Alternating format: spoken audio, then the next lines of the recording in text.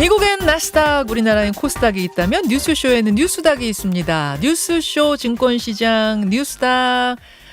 국민의힘의 김재섭 의원 어서 오십시오. 네, 안녕하세요. 김재섭입니다. 그리고 오늘 여름 특집 스페셜 너무도 반가운 얼굴 박원석 전 의원 어서 오십시오. 네, 안녕하세요. 박원석입니다. 아니 휴가는 안 가셨어요? 아직은 안 갔고요. 예. 뭐 8월 말쯤에. 네. 사실은 지금이 휴가의 절정이잖아요. 네. 오시는 길에 도로 좀 뻥 뚫린 거 못 느끼셨어요? 네, 오늘 차가 정말 안 막히더라고요. 정말 안 막히죠. 네. 지금 완전 절정의 휴가철을 맞고 있는 상황에서도 나와주신 두 분께 감사드립니다. 네, 저희는 필리버스터 중이라 어디 가지도 못합니다. 지금.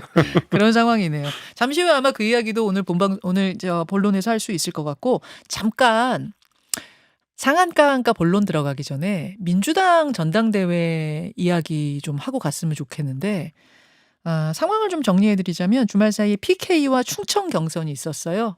역시 이재명 후보가 압승했고 누적 득표율 90.41%. 그래도 조금 떨어졌네요. 그래도 조금 떨어져서 90.41%.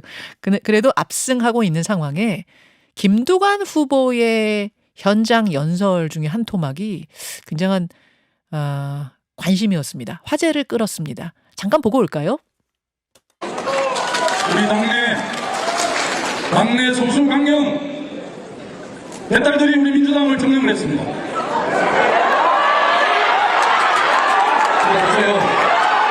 이렇게 생각해가지고 자기 대선 지방선거 이길 수 있다고 생각합니까? 민주당에 돌아가야 합니다. 지금 어제 여론조사에서 국민의힘보다 11%나 우리 당이 적게 나와요. 왜 우리 당이 이렇게 됐습니까? 돌아가야 합니다. 일로 저 김두관 당내 다양성과 민주성 확실하게 지켜서 지성에서 승리하겠습니다. 자, 현장의 소리라서 조금 음질이 좋진 않은데 우리 민주당 개딸들이 점령했습니다. 하지만 여전히 이재명 후보에게 타격감을 주는 것 같진 않아요. 박원석 의원님. 지금 전당대회 어떻게 보고 계세요, 민주당? 누적 득표 결과로도 확인이 되는 바고요. 네. 지금 이제 민주당 전당대회를 보고 있으면 이재명 대표가 얻지 못한 9.59% 이거를 색출하는 전당대회 같다는 느낌이 마저 들어요. 그래서 민주정당에서 무슨 90%가 넘는 득표율이 나온다는 게 사실은 좀 어색한 일이죠.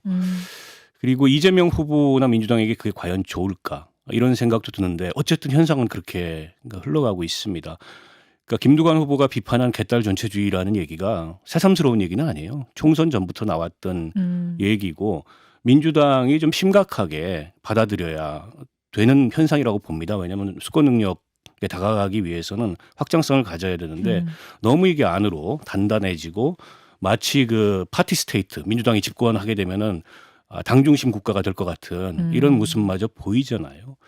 저는 이재명 대표 거기에 고민이 있어야 되는데 지금 모습은 그런 고민이 별로 없는 것 같고요. 문제는 그럼에도 불구하고 그러니까 저게 이제 합리적 비판임에도 불구하고 소구력이 왜 없느냐. 김두관 후보의 개인 서사가 없기 때문에 그래요. 저분이 한 번도 비명이나 혹은 반명 입장에서 당 운영에 대해서 제대로 된 설득력 있는 비판이나 지적이나 그런 노력을 해본 적이 없어요. 오히려 친명 체제를 강화하는데 팔걷어붙이고 앞장섰던 분입니다. 그런 분이 이제 와가지고 전당대회에 출마해서 저런 얘기를 하니까 이른바 당내에 비명이라든지 지금 당 운영 방식에 대해서 문제의식을 갖는 사람들도 약간 냉소하게 되는 그런 경향이 있는 게 아닌가 싶습니다. 그 점령했다라는 말을 가지고 이른바 개딸들이 기분 나빠할까요? 저는 그것도 잘 모르겠어요. 실제로 개딸들 소기의 목적이 달성이 된 거잖아요. 민주당을 점령을 하는 거지. 그리고 그 득표율로서 여실히 드러나고 있는데 네, 앞서서 박원석 의원님 말씀하신 대로 그게 이재명 대표에게 좋은지는 민주당도 진짜 고민을 많이 해봐야 되는 게 저는 앞에 90자가 찍히는 99자가 찍히는 전당대회는 이재명 대표 바보 만드는 전당대회라고 생각하거든요. 저는 바보 개인적으로. 만드는 전당대회라고요? 왜냐하면 과거에 민주당에서도 총재 시절에도 심지어 그 김대중 대통령 같은 경우에 전당대회나 이런 데 나갈 때 일부러 자기의 측근들을 상대편 캠프로 보내기도 했어요. 왜냐하면 일부러 저쪽 지지율 어느 정도 올려주고 당내 균형이라든지 내지는 당내 어떤 세력 간의 분배 이런 걸 늘 신경을 쓰신 분이었기 때문에 민심을 신경을 쓰신 분이었기 때문에 본인이 압도적인 득표를 받는 걸 유쾌하게 생각하지 않으셨어요. 실제로 그래서 자신들의 굉장히 측근들을 상대편의 캠프에 보내는 관행도 있었는데 이재명 대표는 전혀 그런 게 없죠. 오히려 90%를 넘는 것을 굉장히 자랑스러워하는 것 같고 민주당 내 당내에 계시는 당원분들 역시도 이걸 자랑스러워하는 것 같은데 이재명 대표의 진짜 참모라면 오히려 이 90자를 안 만들기 위해 노력해야 되는데 오히려 이걸 가속화하는 느낌이다 이런 생각이 듭니다. 알겠습니다. 오늘은 이제 민주당 인사가 없는 상태에서 이제 전당대회 논평을 했고 내일은 한번 민주당 인사 주류 인사는 또 어떻게 바라보고 있는지 좀 들어보기로 하고요. 두 분이 가져오신 상한가 부지런히 들어가 보죠. 박원석 전 의원 뭐 가지고 오셨습니까? 저는 장차관 인사까지 개입한 영부인 이러다 제2의 국정농단 이렇게 정해봤습니다. 장차관 인사까지 개입한 거 아니냐? 영부인 예. 하한가. 김재섭 의원님. 저는 정청래 최민희 국회 망신 쌍두마차 하한가 가져왔습니다. 국회 망신 쌍두마차 정청래 최민희 위원장 하한가. 이렇게 두 분 다 세게 가지고 오셨네요. 일단 그러면은 영상을 좀 보도록 하죠. 먼저 김재섭 의원이 가져오신 키워드는 국회 그 법사위 탄핵 청문회 현장하고 과방위 인사청문회 현장인데 저희가 묶어봤어요. 보시죠. 도대체 김건희 여사는 잠을 안 주무셔요? 새벽 3시, 4시 문자를 계속 주고받던데? 부부 생활은 없는 것 같습니다. 한 침대를 쓰는 분이 외간 남자들이랑 통화하거나 카톡하는 건 쉽지 않겠죠? 정말 경악할 정도입니다. 옆에 있는 윤석열 대통령은 뭐 하고 있었습니까?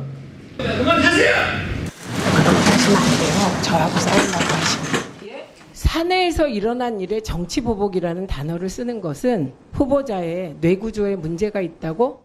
저의 잠깐만요. 뇌구조에 대해서 말씀하신 부분에 대해서 사과를 원합니다. 왜요? 뇌구조가 이상하다고 생각한다는 게 뇌구조가 사과할 일이 아닙니다. 다음으로 저의 뇌구조에는 이정환 이상이 없습니다. 위원님 질의하십시오. 뇌구조를 저는 저 의료 토론회 같은 느낌이 이제 들기도 뇌의학회 막 이런. 자, 김재섭 의원 왜 이 장면 골라오셨어요? 그 이제 국회의원이 그 심지어 어떤 상임위원회 위원장들이 하는 발언들이 사실은 시정잡배가 하는 발언 많지도 못되는 이야기들을 하고 있는 거라고 느껴졌어요. 그러니까 이게 국회의 품격을 이렇게까지 떨어뜨릴 수 있는가 이런 생각이 들고 뭐 개인 스스로가 뭐 최민희 의원, 정청래 의원 스스로가 그렇게 뭐 정치적으로 도덕적으로 타락하는 거야 뭐 제가 그러려니 하는데 민주당 내 이런 바이러스들이 계속 전염되는 느낌이거든요. 바이러스요? 정청래 같이 해야 되는 정청래 바이러스가 계속 퍼지고 있다고 생각하는데 그것이 롤모델이 돼서 계속 이런 식으로 뭔가 과격한 행동, 저급한 단어 이런 것들을 쓰면서 지층들을 흥분시키는 방식으로 어떤 유인 동기가 강화되는 느낌입니다. 이렇게 되면 민주당 전체 의원들이 이번에 뭐 필리버스터도 마찬가지고 각각의 상임위원회도 마찬가지고 과격한 행동들, 과격한 언어들을 막 난무를 하거든요. 저는 심각한 우려가 돼가지고 이게 국회를 망신시키고 나아가서는 대한민국을 망친다는 생각이 들어서 이 키워드를 가져온 겁니다. 박원석 전 의원은 어떻게 보셨어요? 이제 국회 운영이 많이 걱정되죠. 22대 국회 이제 개원한 지 개원식도 못했습니다만 한 달 조금 넘게 지났는데 벌써부터 파행이에요. 정상적으로 작동하는 상임위가 하나도 없고 국회가 청문회도 열고 이게 외형적으로 굉장히 분주해 보이는데 그 내막을 들여다보면 굉장히 한심한 일들이 일어나고 있는 거죠. 그러니까 지금 필리버스터 진행되는 과정에서 그 주호영 부의장이 이게 저주의 구판을 걷어치우자 이러면서 이제 국회의장한테 양쪽 다 자중할 거를 권해달라고 얘기했는데 네. 저는 주호영 의장 말씀에 어느 정도 일리가 있다고 생각을 해요. 이대로 가면은요 국민들이 어느 특정 정파만을 불신하는 게 아니고 네. 대한민국의 입법부, 대한민국의 헌정체제를 불신하게 돼 있어요. 그 점에 대해서 국회의원들이 스스로 전 자중하고 돌아봐야 될 대목들이 많다고 보고요. 이게 이제 상승하는 거죠. 한쪽이 저러면 상대방은 더하고 악순환. 네, 상대방이 더하면 또 이쪽은 더하고 이 악순환이 계속 반복되는데 이러다가 정말 정치가 붕괴하지 않을까 이런 우려가 있고요. 저는 이 문제의 핵심에 대통령의 거부권 정치가 있다고 생각합니다. 이게 정쟁적 요소가 있는 법안만이 아니라 여야 합의 없으면 모든 걸 거부한다. 이런 식의 대응을 하고 있어요. 그게 이제 야당을 자극하고 야당이 더 센 어떤 일방적인 그 국회 운영을 하고 그래서 저는 대통령도 지금도 이제 거부권 정치가 계속되고 있는데 그 점에 대해서 최소한 정쟁적 법안이 아닌 이를테면 민생 성격의 법안들도 있잖아요. 네. 그런 것까지 왜 거부권을 저렇게 행사하냐. 그거는 다수의 민의라는 걸 전혀 존중하지 않는 모습을 보이기 때문이다. 그 점에 대해서 저는 깊이 생각해야 된다고 봅니다. 지금 방송사법 가운데 3차 법안이 조금 전에 필리버스터가 종료되면서 통과됐다는 이런 속보도 지금 들어오고 있는데요. 이번 건 같은 경우도 대통령이 거부권을 행사할 가능성이 굉장히 높죠, 김재섭 의원. 예, 거부권이 될 거고요. 뭐 사실 이제 거부권이 되지 않는다고 한다 그러면 이렇게 필리버스터를 통해 가지고 이 법의 부당성을 이야기할 필요도 없었을 거라고 봅니다. 저는 그래서 아마 거부권을 행사할 거라고 보는데 방송님 말씀하신 내용이 저도 공감이 좀 가는 부분들이 있어요. 그러니까 어차피 이 법안은 거부될 거다라고 한다 그러면 국회에서는 서로가 서로를 향해서 가장 나쁜 말로 그리고 가장 과격한 행동으로 상대 진영을 공격하는 것이 예. 해답이 될 수밖에 없거든요. 저는 이 극단적인 제도와 부딪히는 가운데서 정치가 완전히 실종하는 여기에 대단히 우려스러움을 좀 표합니다. 예. 외형적인 부분에 대해서 두 분이 다 국회의 품격에 대해 지탄해 주셨고 그것과는 별개로 이진숙 방통위원장은 어떻게 임명이 될 것 같습니까?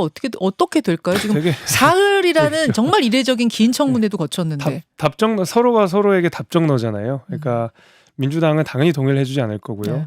아마 대통령실에서는 청문회 보고서를 채택할 거고요. 그러니까 이미 각자가 답을 정해놓은 상황이기 때문에 앞서랑 똑같이 그냥 욕을 상대방에게 많이 하는 방식으로 청문회가 이끌어질 수밖에 없을 거라고 봅니다. 그러니까 저는 좀 궁금한 게 이런 거예요. 지금 이동관, 김홍일, 이진수까지 세 번째인데 네. 대한민국의 방통위원장을 정부나 대통령의 뜻대로 할 만한 분들이 그런 분들밖에 없을까 이런 생각이 먼저 들어요. 김홍일 위원장 같은 게 평생 검사하셨던 분이고 국민권익위원장을 하시던 분을 갑자기 데려다가 방통위원장을 시키고 다소는 불명예스럽게 네. 저렇게 이제 탄핵 소추돼가지고 물러나는 결과를 가져왔어요. 네. 이진숙 후보는 네. 이게 당사자들의 반발을 어마어마하게 부르는 사람입니다. 마치 일부러 저러는 것처럼 제가 보기에 왜 저런 사람밖에 없을까? 아하. 아니 그 방송통신 전공한 그 학자들이나 아니면 그 관련 현업에 종사했던 분들 중에 상대적으로 저항감은 덜하지만 또 정권의 뜻에 코드를 맞출 사람이 없지 않을 것 같은데 일부러라도 저런 식으로 한 것 같은 모습을 보여서 이게 인재풀이 좁아서 그런 건지 아니면 대통령의 인사라는 게 굉장히 이념적으로 정치적으로 경도돼 있고 편향돼 있어서 저런 결과를 낳는지 정말 궁금해요. 왜 저런 사람밖에 없을까? 자, 두 분 다 답정너 상황 아니냐. 그렇죠. 질문 자체가 무색할 정도로 두 분 다 말씀해 주셨는데 김재섭 의원이 골라오신 키워드에 이어서 박원석 전 의원이 골라오신 것도 역시 하한가네요. 네, 그렇습니다. 어떤 장면인가요? 저는 너무 걱정되는데 급기야 이제 대통령이 장차관 인사개입 논란까지 나왔어요. 그 김건희 여사 관련된 논란이 정부 임기 시작한 이래로 끊이지 않았는데 처음엔 개인 논란에 시작을 했습니다. 뭐 명품백도 있었고 도이치모터스 주가 조작도 있었고 네. 허위 합격력도 있었고 근데 이게 이제 당으로 정부로 확산되고 있어요. 급기야 영부인이 앉아가지고 인사를 다 하고 있다. 뭐 수석들 야단치고 예. 장차관 임명하는데 영향력을 행사한다. 이렇게 되면은요. 결론은 제2의 국정농단인데 물론 부인했습니다. 사실이 아니라고. 요 근데요, 이야기가 나온 거는 청문회에서 금요일에 나왔었죠. 네. 탄핵 청문회에서 최재형 목사 입에서 나온 이야기인 거죠. 네네. 예. 근데 이게요. 아니땐 굴뚝에 연기 나지 않는다고 괜한 얘기가 아닐 수 있다는 느낌을 제가 국민의힘 전당대회 과정에서 받은 게 문제 익심 논란이 나왔을 때 네. 한동훈 후보가 더 내가 여기서 얘기하면 정부가 위험해진다 이런 얘기를 했어요. 예. 일종의 이제 경고성 발언을 했는데 정말 놀랍게도 원희룡 후보가 그 문제에 대한 네거티브를 멈추고 댓글팀 이런 쪽으로 옮겨가더라고요. 아, 그게 그렇게 다 그래서 저는 한동훈 후보의 그 경고를 두 가지를 읽었습니다. 하나는 내가 이 문자만 받았을 것 같아. 두 번째는 나만 문자 받았을 것 같아. 라는 의미로 읽었어요. 그러니까 한동훈 후보가 단어를 굉장히 유의해서 정확하게 쓰는 사람인데 예. 당이 위험해진다도 아니고 정부가 위험해진다라고 얘기를 했어요. 저는 그 메시지의 행간에 네. 많은 것들이 묻어 있다 이런 느낌을 받았는데 급기야는 뭐 장차관 인사에 개입했다 이런 얘기까지 나오고 있어서 아직 의혹 수준이지만 이대로 가면요 그 김건희 늪에 정부도 여당도 완전히 빠져서 국정이 마비된다. 지금이라도 끊기 위한 최소한의 조치를 해야 되는데 이게 특별감찰관이고 부속실이고 안 하잖아요. 그게 문제죠. 자, 최재형 목사가 어떤 이야기를 금요일에 했는지 잠깐 듣고 오죠, 직접. 이권 개입하고 인사청탁을 하고 국정농단을 하고 있구나라고 저는 확신을 더 갖게 됐고 그리고 그래서 마지막에 디올백이 들어갔던 겁니다. 자, 예. 김재섭 의원, 네. 어떻게 보세요? 장차관 인사까지 김 여사가 개입한 거 아니냐라는 이 의혹 제기. 뭐 아직까지는 저게 이제 일방적인 주장이기 때문에 사실 여부를 판단하기는 어렵겠죠. 국민의힘에서도 공식적으로 사실이 아니라고 이야기를 했지만 이 이야기가 이제 일파만파 번지고 있는 이유는 예. 정권 초기부터 그 여사의 문제에 관해서 뭐 이런저런 흉흉한 소문들이 좀 있었고 그 가운데서 뭐 명품백 사건이라든지 아니면 이번에 검찰 조사와 관련된 논란들 이런 사건들이 벌어지다 보니까 저 최재형 목사의 일방적인 주장에도 실제로 그러는 게 아니야라는 의심이 생기는 거죠.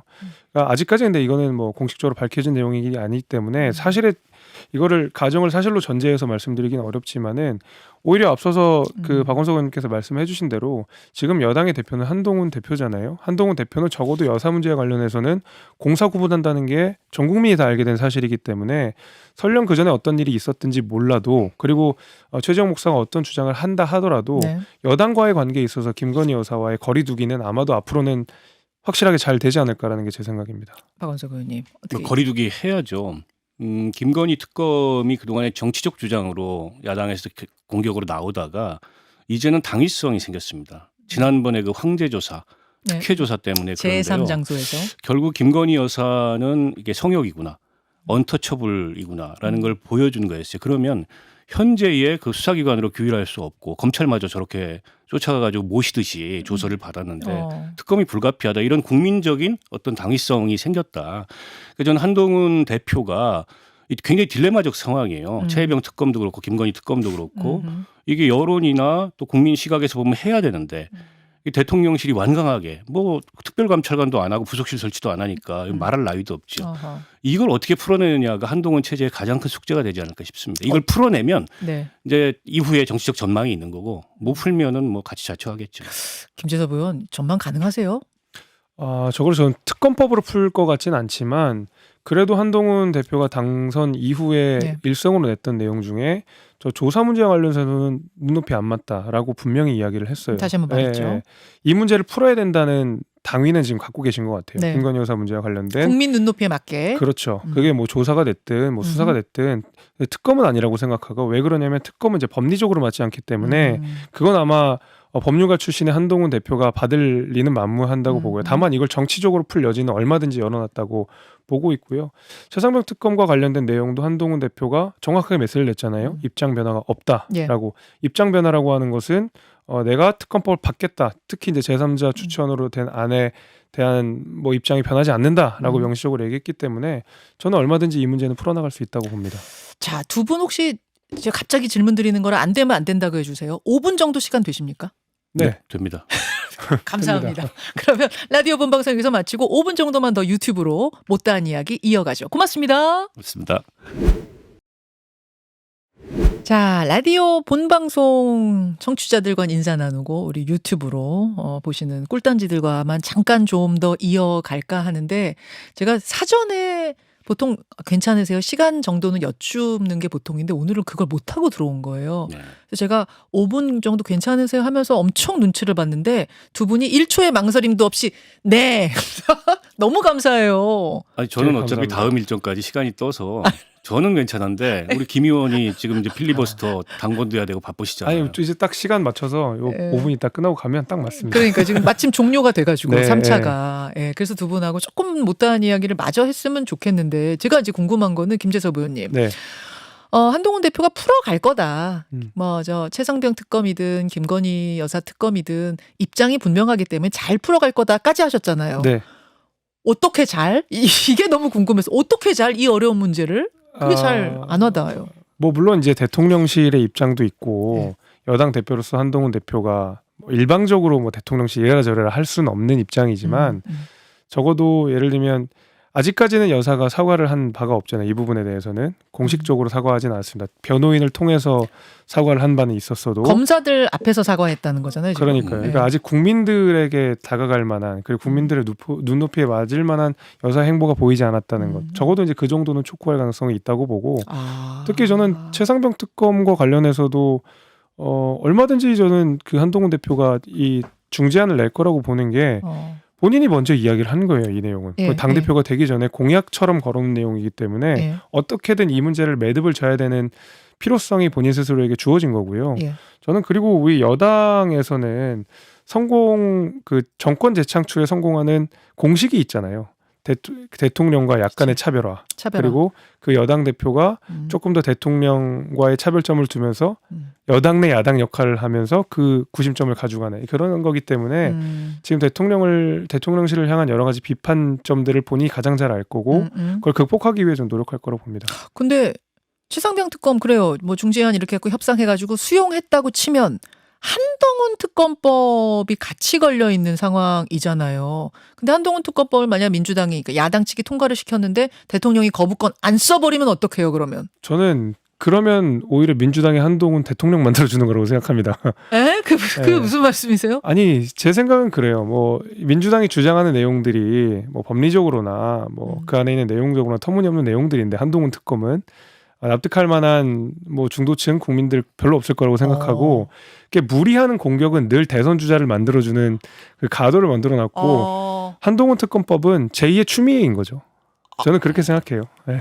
그러면 한동훈 특검법 때문에 한동훈 대표가 최상병 특검법 수용 못할 거야. 왜냐면 두 개는 한 몸이거든. 두 특검은 그렇게 보는 분들이 굉장히 많은데 오히려 한동훈 특검 그거 통과되는 순간 민주당이 한동훈 대표 대통령 만들어주는 거라고 생각합니다. 네. 와, 저는 이 해석은 전혀 못했는데 박원석 전 의원 지금 들으시면서 끄덕끄덕 하셨어요? 아니 이제 한동훈 특검법부터 말씀드리면 민주당이 그걸 당론으로 관철시키겠다는 결정을 안 했어요. 그러니까 상황을 좀 관망하고 있는 것 계속 같아요. 거리 두더라고요. 예. 조국혁 신당에서 주로 앞장서 제기하는 법안이고 네. 이제 민주당은 자칫 네. 지금 이제 김재섭 의원이 얘기하는 것처럼 긁어부스럼 만들고 이제 한동훈 띄워주기가 될 수 있기 때문에 그게 과연 좋을지에 대해서 아직 판단을 정확히 안 내린 것 같고 그런 거군요. 이제 한동훈 대표가 처한 딜레마는 그런 거죠. 지금 사실은 거대 야당을 상대하기도 벅찹니다. 근데 이 최혜병 특검법만 보면 한동훈의 중재안에 대해서 야당도 흔쾌하지 않지만 더 문제는 이제 여당 내부에 이 동의가 없다는 거예요. 법안을 발의해야 되거든요. 저 정도 얘기해뒀으면. 맞아요. 그러면 누가 앞장서서 저 법안을 대표 발의를 해서 의원들의 중지를 모아서 당론까지 관철시킬 거냐. 이 험난한 과정이에요. 그래서 한동훈 대표가 합리적 토론을 하고 설득을 하다 보면 이제 결론에 다다를 수 있지 않겠냐. 그건 이제 본인의 희망사항이고 용사는 그렇게 합리적 토론이나 뭐 합리적 결론 이런 거하고 관계가 없는 분들이기 때문에 잘 안 될 수도 있어요. 잘 안 될 경우에 어떻게 할 거냐. 이 문제가 한동훈 비대위원장에서 가장 큰 숙제일 텐데 결국 지금 전당대회 끝나고 며칠 안 지났지만 네. 며칠 사이에 보인 모습은 꼬리 내리는 거 아니야? 이런 얘기까지 나오고 있어요. 왜 그러냐면 측근이라고 할 수 있는 장동혁 최고위원이 나와가지고 네. 한 얘기가 이번에 이제 제2결 부결됐으니까 네. 당분간 실익이 없다 이런 얘기를 했어요. 네, 네. 그걸 거론할. 아니, 국민들 입장에서는 실익 차원에서 저걸 거론하는 거예요. 물론 한동훈 대표 입으로 직접 얘기한 건 아니고 여전히 한동훈 대표는 그게 최선의 대안이라고 얘기를 하고 있습니다만 네. 그럼 보여줘야 돼요. 최선의 대안이어서 이런 스텝을 내가 밟아간다. 대표 발의할 의원도 정하고 의원총회에 붙여가지고 당론 관철시키고 협상을 위한 한 스텝 한 스텝. 그렇죠. 그게 아니면 야당에서는 그냥 지켜볼 거예요. 굳이 뭐 야당이 앞장서가지고 한동훈 제안을 받자 이럴 이유가 없잖아요. 어떻게 풀어낼 거냐는 거죠. 여전히 어려운 숙제라고 보시는 거군요. 네. 물론 한동훈 특검법은 민주당이 거리 둘 거라고 또 그것뿐. 저는 그거 민주당이 조국혁 신당처럼 그렇게 당론 채택해가지고 밀어붙이지 않을 것 같아요. 두 분 다 한동훈 특검법은 한동훈 띄우기다 대통령 만들기다라는 거에 대해서는 네. 동의하시는 것 같고. 자칫하면 그렇게 됩니다. 오케이. 알겠습니다. 그 이야기 그나저나 김건희 여사가 진짜로 뭐 장차관 인사에 개입했다라는 그 최재형 목사의 의혹에 대해서는 박원석 전 의원은 좀 강한 심증을 가지고 계시는 거예요? 아니 왜냐하면 이런 게 이제 소문처럼 그동안에 나 돌았잖아요. 그리고 우리가 영상에서도 확인했듯이 이제 금감위원 얘기하는 장면도 영상에서 확인이 된 바가 있고 그리고 뭐 여권 내부에 쉬쉬하긴 하지만 어쨌든 김건희 여사가 끼면 그게 이제 대통령을 움직인다라는 얘기도 돌지 않습니까? 이를테면 임성근 구명 로비도 도저히 이해가 안 됐어요. 사단장 하나의 대통령이 왜 이렇게까지 문제를 만드나 싶었는데 그 이번에 이제 녹취록이 공개가 되면서 그 블랙 인베스트먼트 이종호가 개입돼 있고 그 이종호가 무슨 VIP를 거론하고 그 그림이 맞는 거예요. 그 과거에 박근혜 국정농단 사건 때도 수많은 전조진사들이 있었습니다. 그때는 다 의아했어요. 왜 이런 일들이 일어날까? 근데 그 전조 증상이 겹쳐서 나중에 이게 그림이 다 그려지고 보니까는 이런 거였구나 이렇게 됐거든요. 전 지금도 그런 상황으로 가고 있는 게 아닌가 싶은데 이걸 끊어야 되거든요. 이걸 끊어야 된다는 문제의식은 여권 내에도 있는 것 같아요. 그 최소한이 예. 특별감찰관과 부속실이에요. 근데 이것마저도 용산을 안 받습니다. 그래서 그 제가 대통령이 지난번에 대담할 때는 만들겠다고 했던 거잖아요. 그랬을 뿐이지 그 뒤에는 지금 원점으로 돌아갔어요. 그래서 저는 이게 성역이 됐구나. 감히 이 얘기를 이 대통령실 내부에서 누구도 하지 못하는 이런 상황이 됐고 성역이라는 걸 확실하게 보여준 게 이번에 이제 이 출장조사 예. 이게 뭐 검사가 여사를 소환하는 게 아니고 여사가 검사들을 소환해가지고 황제조사 받은 거라고 봅니다. 이쯤 되면은 특검과 같은 그런 특별한 수단이 아니고서는 김건희 여사 문제의 본질에 접근할 수 없겠구나 이런 생각이 들 수밖에 없어요. 자, 장차관 인사에 정말 개입을 했냐 안 했냐에 대해서 박원석 전 의원은 난 좀 심증이 간다 그 말씀이시고 김재섭 의원은 물론 동의하진 않으시겠지만 그 뒤에 이 어떤 불길한 전조들을 끊기 위한 행동은 반드시 필요하다는 건 동의하실 것 같아요. 저도 뭐 꾸준하게 주장했던 게 그러니까 제가 계속 그랬잖아요. 이제 네. 그 저희 당내에는 여사와 관련된 이런저런 소문들이 있었고 실제로 뭐 인사에 개입하는 거 아니냐 이런 이야기들이 여의도권 내에서는 늘 돌았는데 당 내에서도 돌았어요. 당내에서도 돌았고요. 여의도 전체에서도 좀 어허. 돌았었는데 어. 이 부분에 대해서 저희가 여당 내에서도 이렇다 할 자성의 목소리를 못 내고 있었거든요. 약간 이 문제에 관련돼서는 스스로도 좀 쉬쉬하는 게 좀 있었었고요. 실제로 예. 뭐 주제로 굳이 다루려고 하지 않았었던 것도 있고요. 이 이야기를 하는 걸 꺼려하는 것도 있었고요. 그렇죠. 네. 그런 것들이 이제 자초한 분란이라고 저는 보고 있고 실제로 대통령께서 말씀하신 대로 특별감찰관이나 제2부속실은 지금 뭐 국회가 아무리 파행이라도 야당의 동의를 받을 필요가 있는 제도가 아니잖아요. 아니죠. 마음을 먹으면 오늘 당장 그럼요. 오후라도 할 수 있는 제도인데 그럼요. 이걸 차일피일 계속 미뤄왔다는 거는 스스로 저희가 좀 분란을 자초했던 문제가 있었다는 거죠. 그래서 제가 그나마도 다행이라고 이야기하는 것은 한동훈 대표가 적어도 이 문제에는 기존과는 다르게 선을 긋는 거는 명확하게 할 것 같다. 저희가 문자 파동에서 뭐 어쩌다가 나온 논란이긴 하지만 적어도 여사 문제와 관련돼서는 공적인 통로로 이야기를 하고 사적으로는 끊어낸 게 분명히 증거잖아요. 예. 증거로 나온 거기 때문에 적어도 그 부분에 있어서는 과거와는 좀 다른 모습을 보여줄 기대는 저는 갖고 있습니다. 첫 번째가 과거와 다른 모습을 보일 거란 첫 번째 시금석이 그러니까 제2부속실 또 감찰관 이거에 대해서 끊임없이 한동훈 대표가 요구할 것 같다 그 말씀이 저는 그렇게 해야 할 된다고 거고요. 보시고 한동훈 대표 얘기 나왔으니까 하나만 더 여쭐게요. 정점식 정책위 의장을 어떻게 할 거냐가 또 초미의 관심사더라고요. 박원석 의원은 어떻게 예상하세요? 제가 이제 다른 방송에서도 그런 그 주제에 대해서 얘기를 했던 바가 있는데요. 그 한동훈 대표가 그 자기 중심의 어쨌든 당의 새로운 쇄신의 모습을 만들어 나가려고 한다면 제일 중요한 게 인사일 텐데 인사에 있어서는 정광석화처럼 해야 됩니다. 그리고 어설픈 무슨 이 화합, 네. 내지 어설픈 탕평 네. 더 안 좋은 결과를 만들 거예요. 아니 근데 지금 당장 얼마 되지도 않은 아니 그리고 정책위 분을 바꿔버리면 의장이라는 직책은 부담스럽잖아. 대표의 인사권 영역의 직책이에요. 예. 그게 마치 무슨 원내대표하고 협의한다 그래서 원내대표의 동의를 받아야 되는 협의죠 말 그대로. 내지는 의총이 결정하는 자리가 아니고 그건 이제 일종의 이제 추인 절차인 거고 대표가 인사하는 자리인데 누가 봐도 정점식 의원은 비대위 체제에서 용산이 꽂은 정책위 의장이잖아요. 그리고 그분이 평생 검사 출신하고 검사장 한 분이 무슨 정책이 여당의 정책 를 리뉴얼하는데 도움이 될지도 모르겠고 그래서 보관이 있는지는 모르겠습니다만 한동훈 대표에게 만약 제가 한동훈 대표한테 조언하라 그러면 네. 갈아야 된다. 그것도 정광석화처럼 분위기 쇄신을 하기 위해서라도 정광석화처럼 그리고 그런 문제에 있어 타협하지 않는다는 걸 보여줘야 된다. 이런 부분에 있어 타협하지 않는다.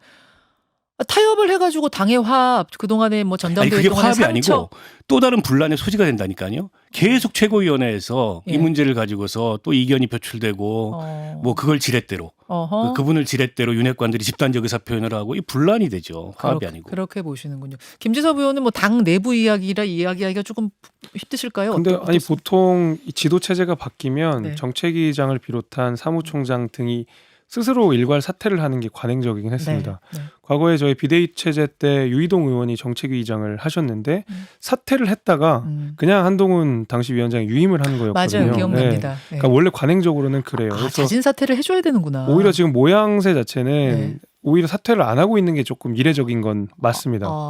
그리고 아마 이제 여러 가지 이유가 있을 텐데 이제 원내대표가 이제 지명을 하게 되는 형식으로 저희가 사실상의 러닝메이트제로 하다 보니까 맞아요. 정책위의장의 소관은 원래 이제 원내대표의 소관이라는 것 때문에 한동훈 대표가 약간의 좀 주저함이 있을 것 같긴 하거든요. 게다가 지금은 또 원내 이 필리버스터 정국이다 보니까 이걸 바꾸게 되면 원내 전략이 흔들릴 수 있다 이제 이런 우려는 갖고 계실 텐데 통상적으로는 먼저 사무총장이나 정책위원장이 사퇴를 하고 거기에 대해서 그 다음에 당 대표가 유임을 할지 아니면 새로 바꿀지를 결정하는 게 관행이긴 했습니다. 그러니까 정책위의장이 꼭 원내일 필요는 없거든요. 당 정책위의장이기 때문에 예전에 김재원 의원은 원내에 있으면서도 당 정책위의장을 맞아요. 했었어요. 맞아요. 그러면 조금 더 시야를 넓혀서 찾을 수 있다 대안을. 알겠습니다. 이제 진짜 5분이 돼서 보내드리긴 해야 되는데 김지섭 의원님 네. 하나만 궁금한 거 여쭤도 네. 돼요?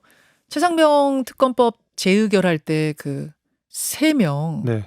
일단 김지섭 의원은 아닌 거 이탈표 3명 김용으로 반대를 했기 때문에 새삼 무기명으로 찬성을 할 이유는 없었고 누군지 윤곽이 좀 잡혀요? 전혀 모르겠습니다. 전혀. 어. 예.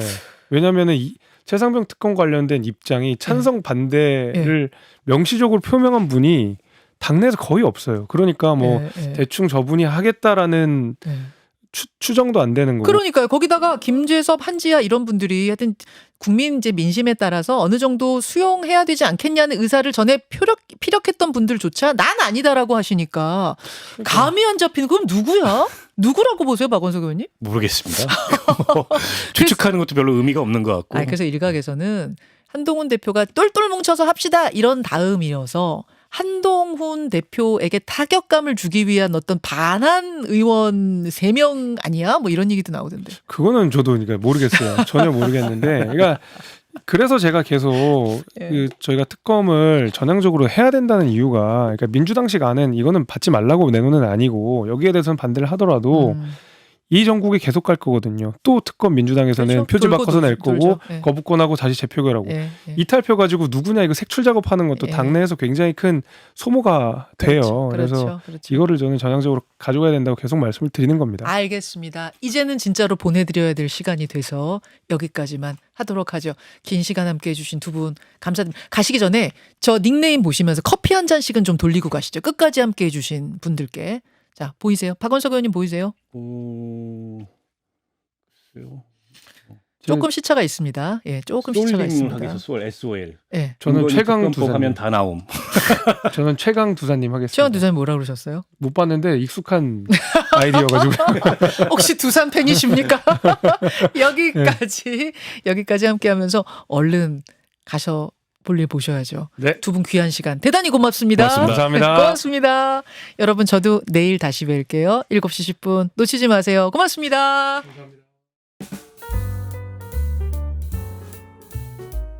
김현정의 뉴스쇼는 시청자 여러분의 참여를 기다립니다. 구독과 좋아요, 댓글 잊지 않으셨죠?